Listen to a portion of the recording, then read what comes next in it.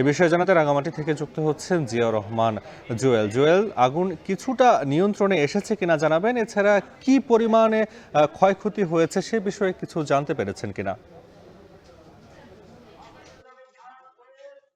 নাফি, যেমনটা আপনি বলছিলেন যে আজকে দুপুর ১টায় যখন এই অগ্নিকাণ্ডের ঘটনাটি ঘটেছে, সেটি বলা হচ্ছে যে ইকো ভ্যালি রিসোর্টের পাশ থেকে মূলত অগ্নিকাণ্ডের যে লেলিহান শিখা সেটি আমরা ছড়িয়ে পড়তে দেখেছেন স্থানীয় বাসিন্দারা। তারা এরপরেই সাজেক অবকাশ কেন্দ্র এবং আশেপাশে যে রিসোর্ট গুলো আছে সেগুলো পড়ে গেছে। এখন পর্যন্ত যেটি তথ্য বলছে স্থানীয়রা, সেটি ৫০ থেকে ৬০টি রিসোর্ট, ঘর, দোকান এবং একটি স্কুলও সেখানে রয়েছে, এটা পুড়ে গিয়েছে। আপনি জানেন যে সেখানকার যে রিসোর্ট গুলো রয়েছে সেগুলো কাঠ, বাঁশ এবং ছন, টিনের তৈরি।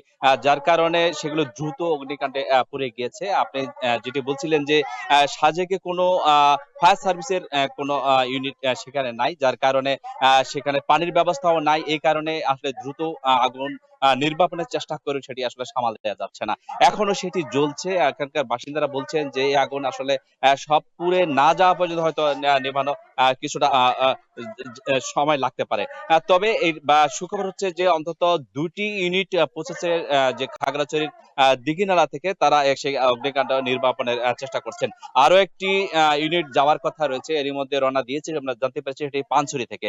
তবে কি কারণে সেই অগ্নিকাণ্ডের ঘটনাটি ঘটেছে এবং ক্ষয়ক্ষতির পরিমাণ কিরকম সেটি এখন পর্যন্ত সেখানকার কেউ নিশ্চিত করতে পারেনি। আমরা কথা বলেছিলাম বাগাছড়ি উপজেলার নির্বাহী কর্মকর্তা শিরিন আক্তারের সঙ্গে। তিনি যেটি বলছেন যে ওখানকার যে যোগাযোগ ব্যবস্থা দুর্গম হয়, দ্রুত মোবাইল যে নেটওয়ার্ক সেটি আসলে কানেক্ট করা সম্ভব হয় না। যার কারণে সার্বিক পরিস্থিতি দ্রুত দেখভাল করার যে মনিটরিং সেটি আসলে কিছুটা দুরূহ হয়। এর মধ্যেই আপনি জানেন যে সেখানে পুড়ে গিয়েছে এই অন্তত ১৩২টি ওখানে রিসোর্ট রয়েছে এবং সেখানে ৮ শতাধিক কটেজ রয়েছে। এই ভয়াবহ ক্ষতির মুখে পড়ে অনেকে সর্বস্বান্ত হয়েছেন বলে সেখানকার মানুষজন বলছেন। রাঙামাটি থেকে এই ছিল আমার কাছে সবশেষ। নাফি।